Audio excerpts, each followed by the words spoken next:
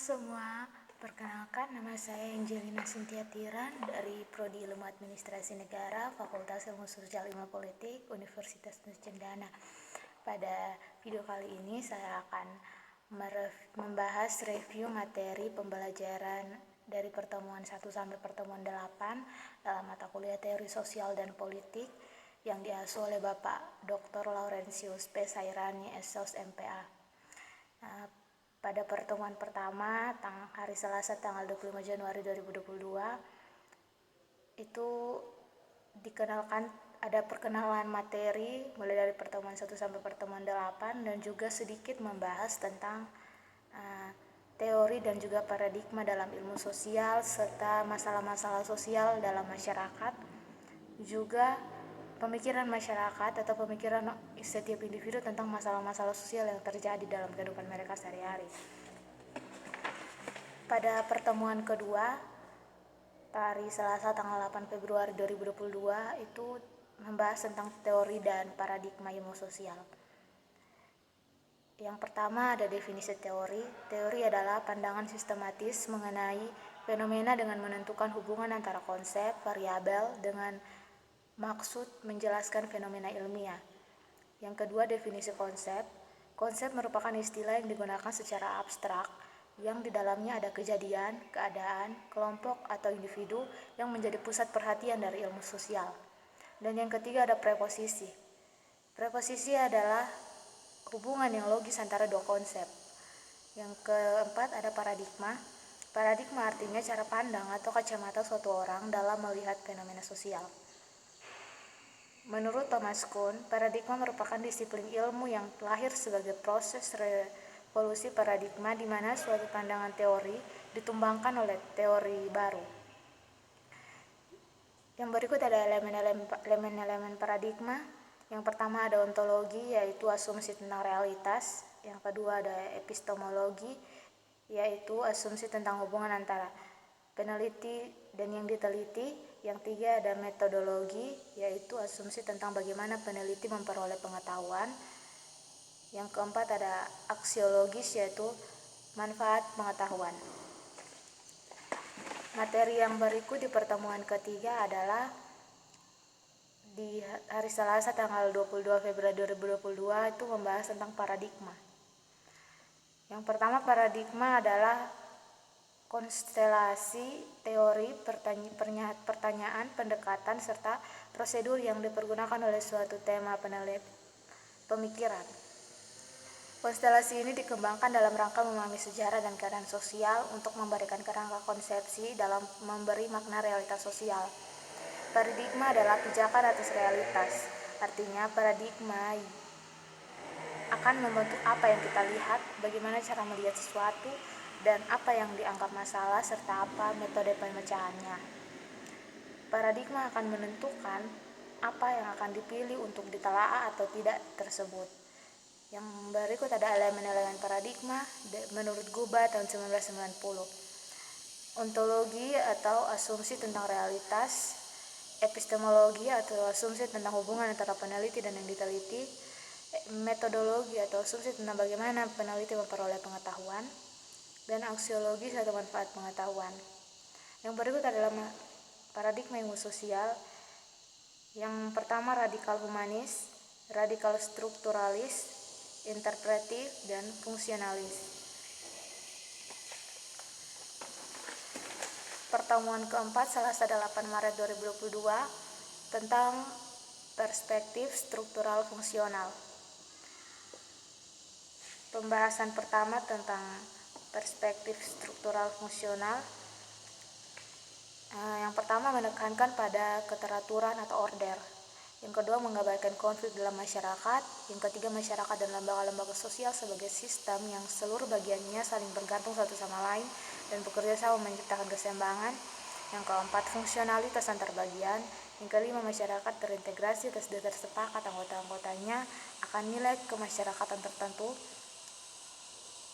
Yang keenam, general agreements atau daya yang mampu mengatasi perbedaan dan kepentingan di antara para anggota masyarakat.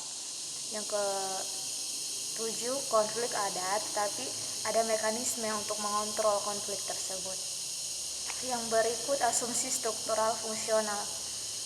Masyarakat harus dianalisis sebagai satu kesatuan yang utuh yang saling berinteraksi. Hubungan bisa searah dan timbal balik. Sistem sosial bersifat dinamis. Integrasi sempurna tidak pernah ada sehingga ada ketegangan, namun itu terlembagakan. Yang berikut perubahan yang bertahap, hasil penyesuaian eksternal atau inovasi, integrasi oleh nilai yang sama. Yang berikut konsensus, kemampuan sistem sosial untuk saling mengait konsensus, kesepakatan bersama antara bagian yang ada dalam keseluruhan masyarakat, konsensus, komitmen, adaptasi, dan integritas, yaitu tentang bagaimana menegakkan hukum organisasi manusia dan digunakan untuk mengarahkan tata kerja masyarakat. Pakar ilmu sosial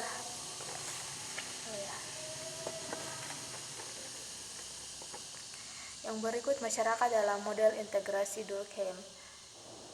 Yang pertama, basisnya division of labor. Yang kedua, masyarakat harus dipandang sebagai suatu kesatuan atau entity. Yang ketiga, bisa dibedakan namun tidak bisa dipisahkan. Yang keempat, integrasi ini untuk memenuhi kebutuhan sistem. Jika tidak terpenuhi, akan muncul patologis. Yang berikut Talcott Parsons tentang fungsionalisme. Yang pertama, individu dengan sistem sosial. Yang kedua, ada dua mekanisme perkembangan terhadap individu. Yang pertama yaitu mekanisme sosialisasi, yaitu seluruh pola budaya yang berupa nilai, kepercayaan, atau simbol ditanamkan pada sistem personal. Yang kedua, mekanisme kontrol, yaitu pelembagaan, sanksi, dan aktivitas serta ritual. Yang berikut positivisme kontribusi Comte. Konteks atau latar belakang yang mempengaruhi Comte. Yang pertama, zaman pencerahan. Yang kedua, sains untuk kemajuan masyarakat atau merekonstruksi masyarakat dengan cara lebih baik atau manusiawi. Yang ketiga, teori gravitasi dari Isaac Newton, yaitu hukum-hukum hubungan fundamental antara sifat dasar jagat raya menjadi pendorong visi ini. Yang keempat, Charles Montesquieu dalam pemikirannya. Yang pertama, kemungkinan adanya ilmu pengetahuan mengenai masyarakat yang menyerupai hukum Newton. Yang kedua, masyarakat harus dipandang sebagai benda yang sifat dasar dan dinamikanya bisa ditemukan melalui pengamatan dan analisa sistematis. Yang berikut Comte dan the Course of Positive Philosophy. Yang pertama, berawal kolaborasinya dengan Saint-Simon tahun 1760 sampai 1825. Yang kedua, Saint-Simonlah yang pertama menggunakan istilah pengetahuan positif untuk menunjuk pada studi tentang umat manusia dan masyarakat berdasarkan pengamatan empiris. Yang ketiga, serta melahirkan ide tentang pergerakan masyarakat dan landasan religius menunjuk positivistik. Yang terakhir, filsafat positivisme Comte. Yang bagi Comte penting untuk menciptakan sains positif seperti halnya ilmu pengetahuan lain. Pengetahuan yang didasarkan pada pengamatan empirik yang akan digunakan untuk menghasilkan dan menguji hukum-hukum abstrak mengenai organisasi manusia. Ilmu pengetahuan ini oleh Comte disebut fisika sosial, yaitu tentang bagaimana menegakkan hukum organisasi manusia dan digunakan untuk mengarahkan tata kerja masyarakat. Pakar ilmu sosial harus memandu jalannya dari arah organisasi manusia.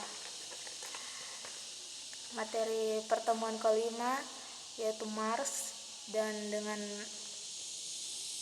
Marx yaitu materialisme historis dan negara kelas. Yang pertama, materialisme historis. Materialisme historis adalah pandangan yang berusaha menemukan sebab tertinggi, sebab kekuatan penggerak dari semua kejadian sejarah yang penting dalam cara produksi, pembagian masyarakat, pembentukan kelas, dan perjuangan masing-masing kelas. Yang kedua, fenomena sejarah ditentukan oleh faktor ekonomi, kebudayaan, politik, dan bahkan agama di zamannya dibentuk oleh metode produksinya. Ketika struktur ekonomi masyarakat berubah, maka berubah pula watak sosial dan politiknya. Bagi Marx, cara manusia memenuhi kebutuhannya menjadi pondasi masyarakat, sedangkan sistem sosial dan politik merupakan superstruktur atau bangunan atas yang mereka bangun di atas pondasi tersebut. Pada setiap tahapan sejarah, kelas yang menguasai cara-cara produksi akan menguasai masyarakat. Ciri yang paling menentukan bagi semua bentuk ekonomi adalah pemisahan antara para pemilik dan pekerja, yang ditentukan oleh kedudukan dan fungsinya masing-masing dalam proses produksi. Kelas memiliki sarana produksi, sedangkan pekerja memiliki tenaga. Oleh karena itu, kelas pekerja tergantung pada sarana-sarana produksi untuk tetap hidup. Kelas pemilik kemudian dapat mengontrol kelas pekerja. Dan bagi Marx, ini struktur masyarakat di mana kelas yang satu akan hidup dari menghisap kelas yang lain atau pekerja, dan nilai guna, nilai tukar, dan nilai lebih. Kelas adalah siapa yang mempunyai atau menguasai faktor produksi, atau biasa disebut kaum borjuis, dan siapa yang bekerja atau mengelola produksi, atau kaum proletar atau buruh. Yang berikut masyarakat tanpa kelas. Poin yang pertama itu tidak jelas. Kelas sosial yang berbeda di dalamnya memuat unsur yang kontradiktif. Yang ketiga, ada yang mempertahankan perubahan dan menginginkan perubahan. 4. Kontradiksi internal dalam ekonomi atau kapitalisme. 5. Kelas pemilik berkepentingan untuk terus-menerus meningkatkan produksi mereka, yaitu teknik dikembangkan, keterampilan buruh ditingkatkan, dan lain-lain. Yang keenam, muncullah ketegangan antara kedua kelas ini. Yang ketujuh, kekuatan ekonomi kelas dipatahkan. Yang kedelapan, lahirlah struktur kekuasaan ekonomi baru diikuti dengan struktur politik dan dalam jangka panjang perubahan pola pikir masyarakat. Pertemuan ke-6 tanggal 22 Maret 2022 tentang teori tindakan sosial dari Max Weber. Yang pertama, posisi pemikiran Weber.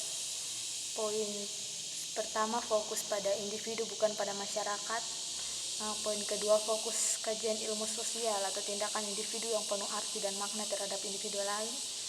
Poin ketiga, individu memiliki pola pikir sendiri yang berbeda-beda. Poin keempat, dengan demikian yang ada adalah individu yang kepentingannya masing-masing atau bukan masyarakat. Yang kelima, nasionalisme sosial atau memisahkan individu dari masyarakat dan sebagai kategori yang terpisah dari masyarakat. Yang berikut, tindakan sosial. Yang pertama, tindakan individu selalu didasarkan oleh motif atau rasionalitas tertentu. Yang kedua, tertuju pada individu lain yang berdampak pada individu lain. Tindakan sosial memiliki implikasi terhadap individu yang lain, mengandung makna atau meaning, dan fenomena-fenomena. Tindakan sosial dibagi menjadi 5 jenis, yaitu rasionalitas formal, rasionalitas instrumental, rasionalitas nilai, rasionalitas tradisional, dan rasionalitas afektif.